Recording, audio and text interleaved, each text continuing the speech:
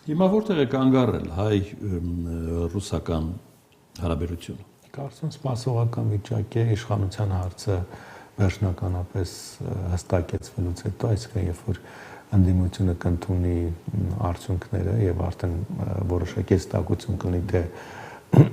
ներքաղաքական process-ներին ճուղությամբ են գնալու, Ռուսաստանը կփորձի վերականգնել եւ իհարկե Հայաստանը եւս իր մասով, այսինքն երկխոսությունը կսկսվի։ Դե հիմա շատ են խոսում մանդատներ վերցնելու մասին, հնչում են կոչեր չվերցնել մանդատները ստեղծել քաղաքական որոշակի վակուում։ Ես միանգամից եւ շիտակ ուզում եմ հարցնել, դա Ռուսաստանն է որոշում։ Չէ, կարծում եմ ոչ։ Կարծում դա հայաստանյան ուժերի որոշելու օրական, որովհետև այնուամենայնիվ Ռուսաստանի ազդեցությունը որքան էլ կա, բայց այն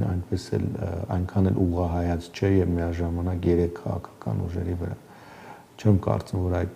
ազդեցությունը Ռուսաստանում դա ավելի շատ ներքաղաքական ներքին առանձին դերակատարների որոշելիքն է եւ անգամ կարող է տարաձայնություններ լինել, հա, երկու ուժը որոշի չվերցնեն, մեկը որոշի, եթե ԲՀԿ-ն անցնի խորհրդային։ Այսինքն իմ կարծիքով մենք մի փոքր էլ չափազանցնում ենք Ռուսաստանի ազդեցությունը, կարծում եմ այդքան էլ ուղղահայաց չէ եւ այդքան էլ միանշանակ չէ, որովհետեւ նույն օրինակ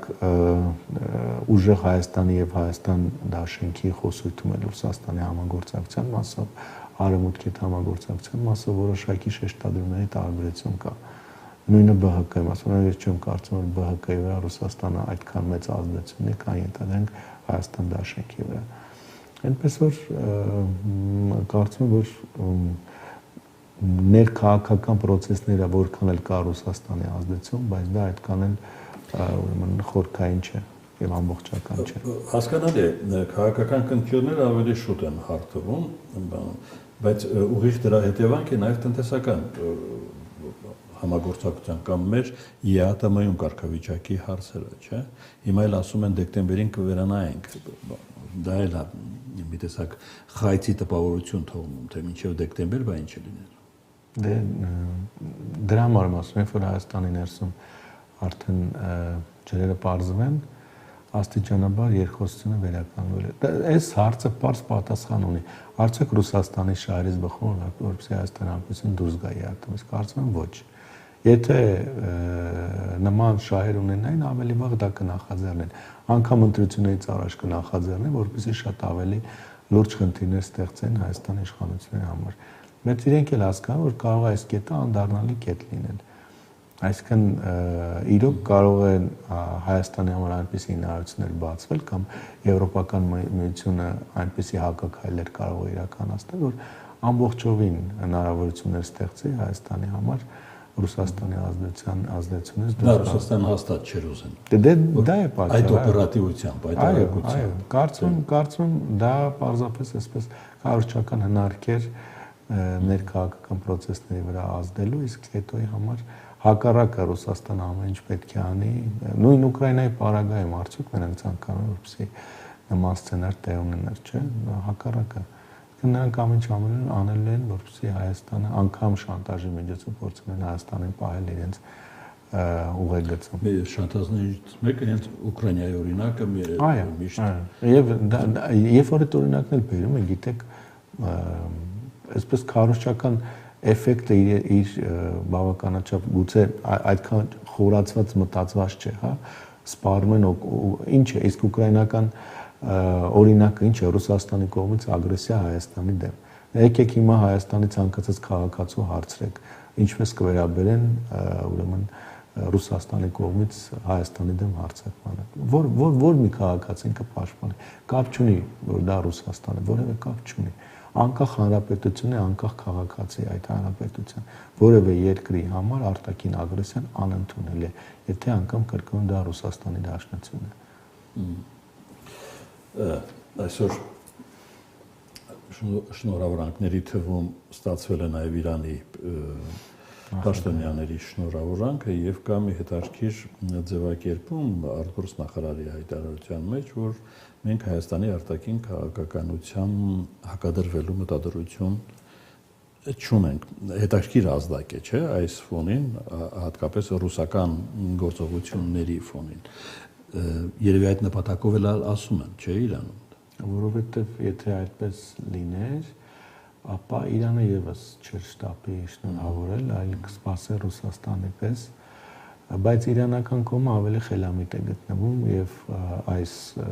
իրավիճակում ավելի ճիշտ է կողմնորոշվում։ Ընդ որում այստեղ երկու շատ կարևոր հանգամանք կա, որովհետև տեսեք, այնուամենայնիվ իրանական կողմի համար էլ, հա, Ռուսաստանի ազդեցությունը Հայաստանում միշտ եղել է մրցակցային, որքան էլ իրենք ունեցել են այսպես բավականաչափ սերտ հարաբերություններ, անգամ առանձին հարցերում ներդաշնակ են խաղացել, դիցոք օրինակ, ասենք, թրիփ նախագծի մասով երկու երկրների շահերից էլ դա ըստեյության չի բխում։ Բայց իրանական կողմը շատ ավելի խելամիտ է գործել այս պարագայում։ Հիմա էլ կարծում եմ նույն տրամաբանությամբ են աշխատում, մանավանդ երբ որ Իրանը ունի Միացյալ Նահանգների հետ այս բային երկխոսություն եւ չի բացառվում, որ նրանք փորձեն որոշակի փուլում թրիփի հարցը, այսինքն իրանական կողմը դարձնել Միացյալ Նահանգների հետ սակարկության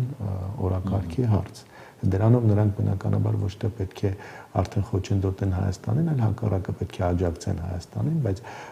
նախագծի հեռանկարը փորձեն քննարկման առարկա դարձնել նաև Իրան-Միացյալ հարաբերություններ այս երկխոսության։ Այսինքն շրջանակում իրենք էլ լինեն։ Այո։ Ինչը մեծ համար բնական է, չէ՞։ Բնական է եւ կարծում եմ դրական է։ Որովհետեւ եթե իրանական կողմը ամենակարևոր դերակատարներից է եւ հենց իրանական կողմը դիրքորոշումը այստեղ շատ մեծ նշանակություն ունի ոչ միայն նախագծի իրականացման, այլ ավելի լայն առումով ապա շրջափակման գործընթացը, որտեղ դա նշանակել է նաև Հայաստանի եւ Իրանի միջև ուղիղ երկաթգծի առկայություն։ Մի շատ կարևոր հանգամանք է Իրանին վերաբերող։ Կարծեմ հենց ձայների հաշվարկման օրը, երբ ընտրությունները ավարտվել էին, հրթիռները նորից գնացին դեպի Իրան, չէ՞։ Եթե օրը չեմ սխալվում, խնդրում եմ ուղղես արում։ Նույն օպերատիվությամբ կանգ առավ այդ հարվածները։ Չգիտեմ, ինչի միջամտությամբ կամ ինչը բացահայտեց, որ պատերազմով շարունակել նորից հնարավոր չէ։ Ինչ տեղի ունեցավ։ Այստեղ տեսեք, հարվածը մեզ համար իհարկե կարևոր է, չէ՞, ի վերջո, այո, բայց այստեղ տեսեք, այո, ընտրությունների օրն էր հունիսի 7-ին, հարվածները խորհրդանշական են, որտեղ Իսրայելը խախտել էր հրադադարի պայմանավորվածության եւ շարունակում է խախտել հրադադարի պայմանավորվածության կարևորագույն կետերից մեկը